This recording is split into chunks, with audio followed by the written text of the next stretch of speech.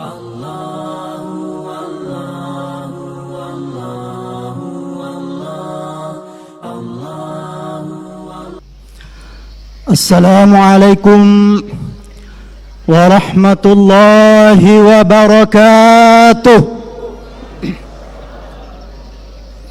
Allahu akbar, Allahu akbar, Allahu akbar, Allahu akbar, Allahu akbar, Allahu akbar, Allahu akbar, Allahu akbar, Allahu akbar. La ilaha illallah, Allahu akbar, Allahu akbar, walillahil hamd. Allahu akbar kabira, wa subhanallahi bukratan wa asila. لا إله إلا الله وحده صدق وعده ونصر عبده وأعز جنده وحزم الأحزاب وحده. لا إله إلا الله والله أكبر، الله أكبر، ولله الحمد. الحمد لله، الحمد لله رب العالمين، نحمده ونستعينه ونستغفره ونتوب إليه، ونعوذ بالله من شرور أنفسنا وسيئات أعمالنا. من يهد الله فلا مضل له، ومن يضلل فلا هادي له. أشهد أن لا إله إلا الله وحده لا شريك له، وأشهد أن محمدا عبده ورسوله لا نبي بعده. أما بعد، فيا أيها الحاضرون، أوصيكم ونفسي بتقوى الله وطاعته لعلكم تفلحون. فقال تعالى في القرآن الكريم وهو أصدق القائلين: أعوذ بالله من الشيطان الرجيم، بسم الله الرحمن الرحيم. يا أيها الذين آمنوا اتقوا الله حق تقاته ولا تموتن إلا وأنتم مسلمون.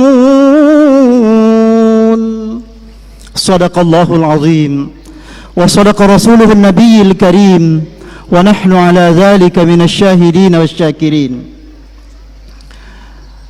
Jamaah Idul Adha yang dirahmati oleh Allah, marilah kita memanjatkan puji dan syukur kehadirat Allah Subhanahu wa ta'ala. Oleh karena pada pagi hari ini kita masih diberi karunia untuk melaksanakan salat Idul Adha di tempat ini. Kita mendapatkan kesempatan bertemu keluarga, bertemu sahabat, tetangga yang mungkin jarang kita temui di hari-hari biasa. Ini adalah momen yang disediakan untuk kita umat Islam.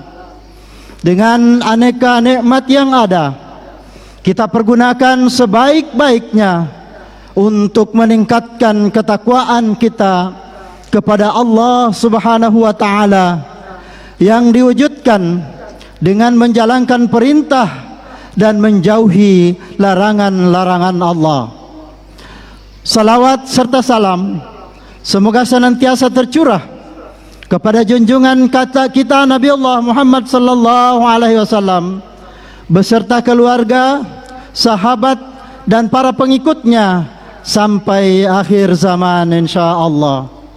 Allahu akbar, Allahu akbar, Allahu akbar, walillahil hamd. Baru saja kita tundukkan diri kita, bersimpuh di hadapan kebesaran Allah yang Maha Pengasih. Baru saja kita mengakhiri salat kita dengan menyebarkan salam kepada sesama jamaah di keset kita. Sejak tadi malam sampai pagi ini dan bahkan beberapa hari ke depan, kita gaungkan suara takbir. Allahu Akbar, Allahu Akbar, Allahu Akbar. La ilaha illallah, wallahu akbar, Allahu akbar, walillahil hamd. Di belahan bumi lain, di Mekah Al-Mukarramah, saat ini jutaan umat Islam dari berbagai penjuru dunia berdatangan dan berkumpul di tanah suci menyempurnakan ibadah haji. Kaum muslimin dan muslimat yang sedang menunaikan ibadah haji menyambut panggilan ilahi dengan ucapan talbiyah. Labbaik Allahumma labbaik, labbaik Allahumma labbaik, labbaik la syarika laka labbaik, innal hamda wan ni'mata laka wal mulk la syarika lak. Kami pangini penggulanmu ya Allah, kami datang menghadap kehadiranmu ya Allah. Tiada sekutu bagimu, sesungguhnya segala puji, nikmat dan karunia hanyalah milikmu. Milikmu segala kekuasaan dan kerajaan, tiada sekutu bagimu. Allahu Akbar, Allahu Akbar, Allahu Akbar, walillahil hamd. Ma'asyiral muslimin wal muslimat rahimakumullah. Kalimat tarbiyah ini merupakan pernyataan sakral dan penting bahwa seseorang yang telah bertauhid kepada Allah, mengagungkan keesaan Allah dan berjanji untuk menjauhi perbuatan syirik dan hanya berserah diri serta meminta pertolongan hanya kepada Allah. Namun hadirin sekalian, kita jumpai sebagian jamaah kita ketika melakukan ibadah berupa aktivitas tawaf, aktivitas sa'i, wukuf dan kegiatan ibadah lainnya, mereka asik berfoto-foto, selfie-selfie, lalu diupload di WA, di link, di BBM dan semakannya. Mereka asik berdiskusi, berbantah-bantahan dengan temannya, bahkan bergosip dan terkadang menertawakan perilaku orang lain. Padahal Allah Subhanahu wa taala telah memberikan panutan tuntunan kepada kita. Di dalam Al-Qur'an surah Al-Baqarah 197 disebutkan, "Faman farada fihinnal hajj fala rafasa wala fusuqa wala jidala fil hajj." Barang siapa yang menetapkan niatnya dalam bulan ini dan akan mengerjakan ibadah haji, maka dia tidak boleh rapas, tidak boleh bercerita sembrono, berbuat fasik, berbuat maksiat, berbantah-bantahan di dalam masa mengerjakan haji. Di samping itu hadirin sekalian, makna yang terkandung dalam ucapan talbiyah ini adalah bahwa melaksanakan ibadah haji adalah panggilan dari Allah Subhanahu wa taala melalui Nabiullah Ibrahim alaihissalam, sebagaimana firman Allah di dalam Al-Qur'an surah Al-Hajj ayat 27. Wa azzim fin nasi bil hajji ya'tuka rijala wa ala kulli dhamir ya'tina min kulli fajjin amiq. Dan berserulah kepada manusia untuk mengerjakan haji, niscaya mereka akan datang kepadamu dengan berjalan kaki dan mengendarai kendaraan yang datang dari segenap penjuru yang jauh. Hadirin jamaah yang dirahmati Allah, itulah sebabnya maka setiap tahun berjuta-juta umat Islam datang ke tanah suci Mekah untuk menunaikan ibadah haji, memenuhi panggilan Allah, termasuk kaum muslimin dan muslimat yang ada di Kabupaten Pindrang ini. Namun sangat disayangkan bahwa situasi seperti ini sering dimanfaatkan oleh oknum tertentu dengan menghalalkan berbagai cara merekrut calon jamaah haji secara ilegal, sehingga hampir setiap tahun kita mendapatkan berita korban penipuan calon jemaah haji dan kasus-kasus lainnya. Oleh karena itu hadirin sekalian, patut untuk kita berhati-hati. Mari melaksanakan ibadah haji sesuai dengan ketentuan yang legal dan resmi. Silahkan datang ke kantor Kementerian Agama meminta petunjuk sebagai pengelola penyelenggara ibadah haji dengan keyakinan bahwa ibadah haji adalah sebuah ketetapan Allah. Kalau Allah sudah memanggil kita, maka segala urusannya insya Allah akan dimudahkan. Tetapi kalau hanya dengan memperturutkan hawa nafsu, ingin pamer, maka tentu akan mengalami kendala. Hadirin jamaah Idul Adha yang dimuliakan Allah, Hari Raya Idul Adha selalu saja menjadi rekonstruksi sejarah masa lampau, sejarah kehidupan figur-figur agung para kekasih Allah, yaitu figur Nabiullah Ibrahim alaihissalam, figur sang anak hebat Ismail alaihissalam, dan figur sang ibu luar biasa Siti Hajar. Prosesi yang mengharukan sejarah umat manusia adalah penyembelihan yang dilakukan oleh Nabiullah Ibrahim alaihissalam kepada putranya Ismail, yang akhirnya diganti oleh Allah dengan seekor kibas sebagai bentuk ketaatan kepada Allah Subhanahu wa ta'ala. Rasulullah sallallahu alaihi wasallam sangat mengecam keras orang yang mampu berkurban tetapi tidak mau berkurban, seperti disebutkan di dalam hadisnya. Barang siapa yang memiliki kemampuan untuk berkorban tetapi tidak mau melaksanakan kurban, maka hendaklah dia tidak mendatangi tempatku sholat. Artinya tidak perlu dia datang berlebaran kalau toh ada yang bisa dikorbankan tetapi tidak mau berkorban. Hadirin jamaah Idul Adha yang dirahmati Allah, karena di dalam Islam ibadah kurban bukan hanya persembahan untuk meningkatkan popularitas seseorang, juga bukan tontonan kesolehan orang-orang kaya semata, namun lebih dari itu, berkurban adalah dalam rangka memperkuat kepekaan sosial, menyantuni fakir miskin, membuat gembira orang yang sengsara.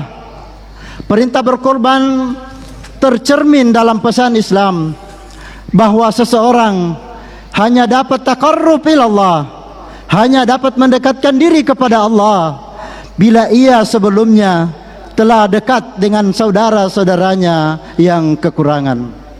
Ini menunjukkan bahwa ajaran Islam tidak hanya masalah ritual ibadah saja yang diserukan, tetapi masalah-masalah kehidupan sosial pun menjadi sorotan. Umat Islam diserukan agar memperhatikan nasib masyarakat yang ada di sekitarnya, tanggung jawab untuk menyantuni orang-orang lemah, fakir miskin, yatim piatu, dan mereka yang membutuhkan. Tidak hanya dilimpahkan kepada para pemimpin saja, tetapi itu semua merupakan tanggung jawab kita, tanggung jawab setiap orang yang mengaku dirinya sebagai muslim. Hadirin jamaah Idul Adha yang dirahmati oleh Allah, selain itu beberapa hal yang dapat kita petik dalam sejarah kehidupan agung Nabiullah Ibrahim bersama dengan keluarganya. Di antaranya adalah firman Allah Subhanahu wa ta'ala disampaikan di dalam surah At-Takwir. Allah Subhanahu wa ta'ala bertanya kepada Ibrahim, "Fa aina tazhabun?" Kemanakah engkau akan pergi wahai Ibrahim? Meskipun kalimat ini seruannya kepada Nabi Ibrahim, tapi hakikatnya kepada kita semua. Kemana kita kepergi semuanya ini? Ibrahim dikenal sebagai sosok pemimpin yang kaya raya dan dermawan. Beliau menjawab, wa qala inni dhahibun ila rabbi sayahdin. Dan Ibrahim berkata, sesungguhnya aku akan pergi menghadap Allah dan Dia akan memberi petunjuk kepadaku. Hadirin jamaah yang dirahmati oleh Allah, bagi Nabi Ibrahim, tujuan akhir hidup manusia bukan kekayaan, bukan pangkat jabatan dan sebagainya, tetapi tujuan hidup adalah untuk Allah Subhanahu wa ta'ala. Islam sebagaimana dicontohkan oleh Nabiullah Ibrahim menggambarkan jalan menuju Allah sebagai jalan kebahagiaan dan jalan menuju akhirat. Islam memberikan dimensi moral spiritual agar aktivitas manusia memiliki tujuan yang lebih bermakna, bukan sekedar simbolitas fisik tanpa tujuan yang bersifat ilahi. Pertanyaan Allah kepada Nabiullah Ibrahim adalah pertanyaan moral yang penuh makna. Hendak kemana kita ini? Perlu perenungan untuk kita semua. Hendak dibawa kemana harta kita, kendaraan kita yang beraneka ragam, jabatan kita, pekerjaan sehari-hari kita, keluarga kita, bahkan tubuh kita ini mau dibawa kemana, hadirin sekalian? Di tengah hiruk pikuk manusia dengan berbagai aktivitasnya, maka menjadi penting untuk menanyakan kembali pertanyaan ini kepada kita semua.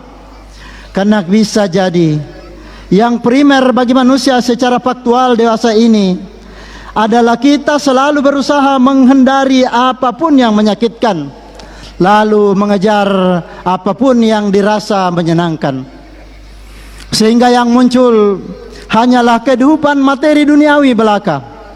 Itulah sebabnya Profesor Kamarudin Hidayat menjelaskan bahwa salah satu dimensi dan misi manusia adalah menegakkan nilai-nilai moral dalam kehidupannya, dimanapun dan kapanpun mereka berada. Moral being ini harus diwujudkan dalam ruang-ruang kerja kita, di rumah tangga kita, di masjid, di restoran, di warung-warung kopi dan sebagainya. Tujuan hidup kita lagi-lagi seperti yang telah dicontohkan oleh Nabiullah Ibrahim adalah harus tertuju kepada Allah, Tuhan semesta alam. Sebagaimana sering kita ikrarkan pada saat kita bersujud, pada saat kita melaksanakan salat, inna salati wa nusuki wa mahyaya wa mamati lillahi rabbil alamin. Bahwa sesungguhnya salatku, ibadahku, hidupku dan matiku hanyalah untuk Allah, Tuhan seru sekalian alam.